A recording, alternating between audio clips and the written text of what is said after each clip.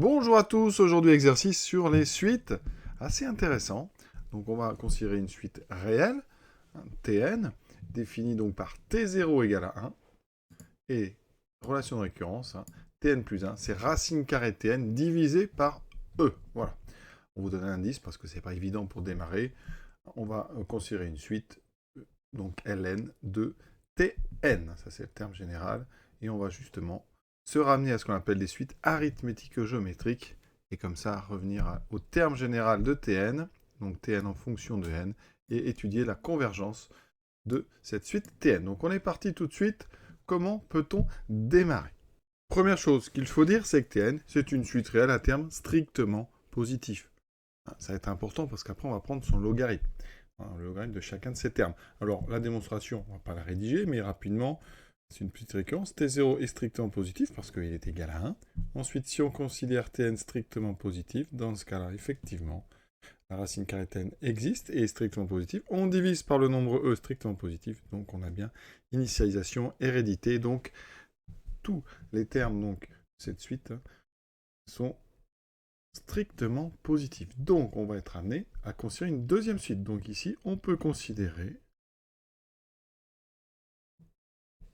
une suite UN, pour n supérieur ou égal à 0, telle que, ou définie par,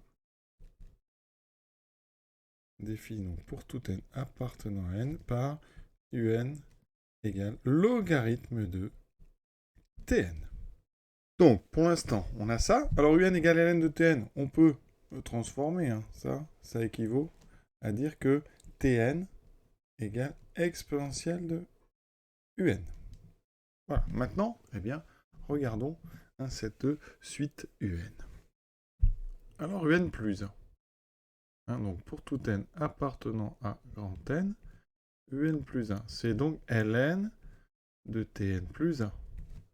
Donc, ln de racine carrée de Tn sur E. Ici, c'est le logarithme d'un quotient. Donc, on peut, si on veut, séparer en disant que c'est ln de racine de Tn moins ln de E. ln de racine carrée propriété, c'est 1 demi de ln de Tn. Moins ln de E qui vaut 1.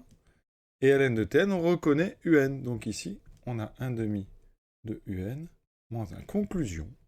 Eh bien, pour tout n appartenant à grand N, on a une relation de récurrence qui dit que UN plus 1 est égal à 1 demi de UN moins 1. On a une relation de récurrence. Alors, U0, on va quand même le calculer. U0, je vais le faire en haut ici. Ce qui donne ln de T0. T0 est égal à 1, ça fait ln de 1, ça donne donc 0. Donc U0 est égal à 0, et pour tout n, UN plus 1 est égal à 1 demi de UN moins 1. Donc on peut dire que la suite UN est définie par U0 égale 0, et par la relation de récurrence, UN plus 1 égale 1 demi de UN moins 1. Ça, on est dans le thème des suites arithmético-géométriques. Les suites arithmético-géométriques. Je ne vais pas vous refaire le cours, mais ce sont les suites du type, avec une relation de récurrence du type UN plus 1 égale AUN plus B. D'accord, avec A et B qui sont deux réels. Ici, A vaut 1 demi et B est égal à moins 1. Alors, pour étudier ces suites, il y a une méthode qui est très très simple. Il faut tout d'abord résoudre une équation. Laquelle? Eh bien, ici, à la place de n plus 1 UN, on remplace par x. Donc, on résout x égale 1 demi de x moins 1. C'est très simple à résoudre. Ça fait ici 1 demi de x égale moins 1, donc x égale moins 2. On a donc trouvé une solution. Ça veut dire quoi? Que moins 2 est donc égal à 1 demi de moins 2 moins 1. D'accord? Voilà. Regardez ce qu'on va faire avec ça. C'est très subtil. On écrit la relation de récurrence qui définit UN. Donc UN plus 1 égale 1 demi de UN moins 1. On réécrit ce que je viens de vous dire, que moins 2 est effectivement égal à 1 demi fois moins 2 moins 1. Et on fait la différence de ces deux choses. Donc ça fait UN plus 1 moins 2. Donc on obtient UN plus 1 plus 2. Et donc égal à 1 demi de UN moins 2. Donc 1 demi entre parenthèses UN plus 2. Moins 1 plus 1, ça fait 0. Et on obtient ceci. Et là, qu'est-ce qu'on a devant nous? bien, on a une relation caractéristique d'une suite géométrique. Alors la suite géométrique dont il est question, c'est Vn, définie par Vn égale Un plus 2. D'accord? Donc on va définir une nouvelle suite. Donc soit la suite Vn, voilà, telle que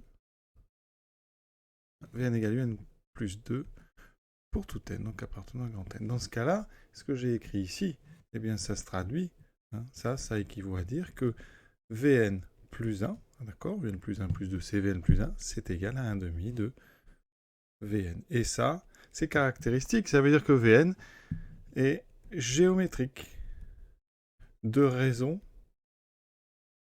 1 demi. Donc, d'après le cours, pour tout n,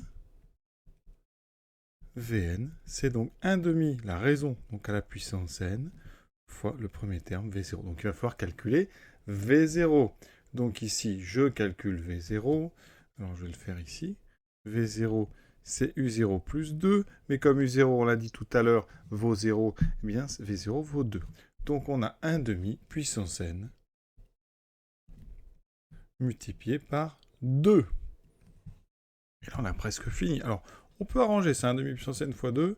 Il faut savoir que 2, eh bien, c'est donc 1 demi à la puissance moins 1. Ça veut dire qu'ici, c'est 1 demi puissance n moins 1. Voilà, on a trouvé l'expression de n en fonction de n. Avec ça, on trouve un. Donc pour tout n appartenant à grand N, eh bien un, vous voyez, on a dit que Vn c'était Un plus 2, donc Un c'est Vn moins 2. Donc Un c'est Vn moins 2, c'est donc 1 demi puissance n moins 1 moins 2. On a trouvé l'expression du n en fonction de n. Et maintenant, on va remettre ça pour trouver Tn. Donc, pour tout n appartenant à grand N, Tn, on l'a dit en haut, c'est l'exponentielle du n. C'est donc exponentielle de 1 demi exposant n moins 1 moins 2. On va se transformer un peu tout ça pour que ce soit plus lisible.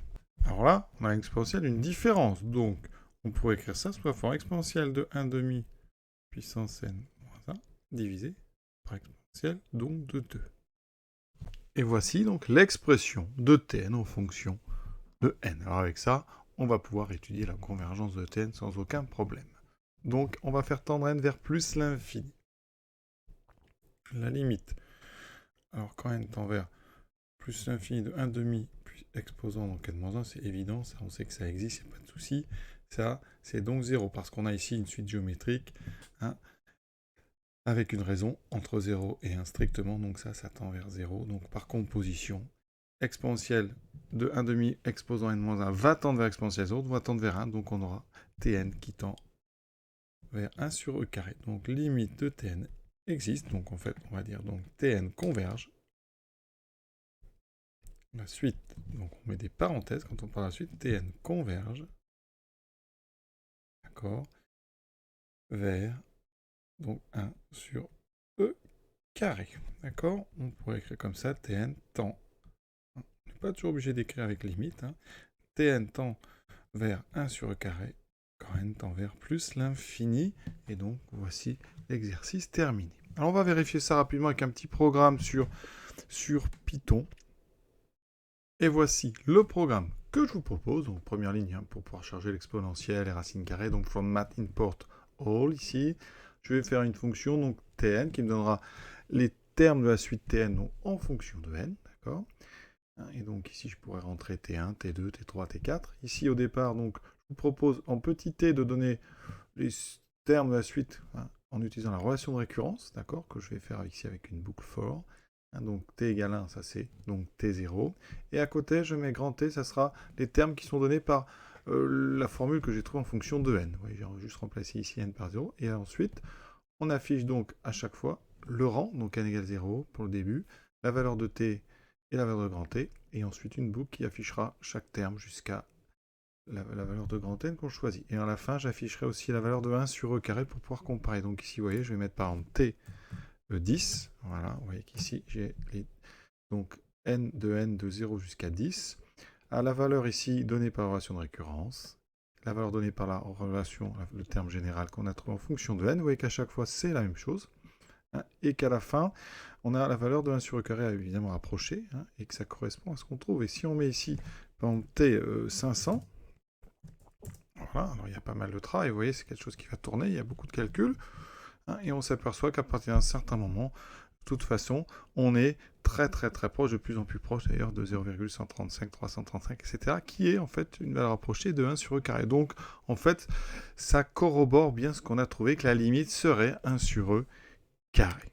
Voilà, cet exercice est terminé. Retenez bien l'astuce pour pouvoir trouver la deuxième suite auxiliaire Vn, hein, ici, en cherchant la solution de x égale à ax plus b. Ici, il y en a une, ici, il y en a une, c'était moins 2. Et grâce à ça, on arrive sur une suite géométrique qui nous permet d'avoir son terme général. Donc, on a le terme général de un. Donc, après, on remonte, on aura le terme général de tn. Voilà.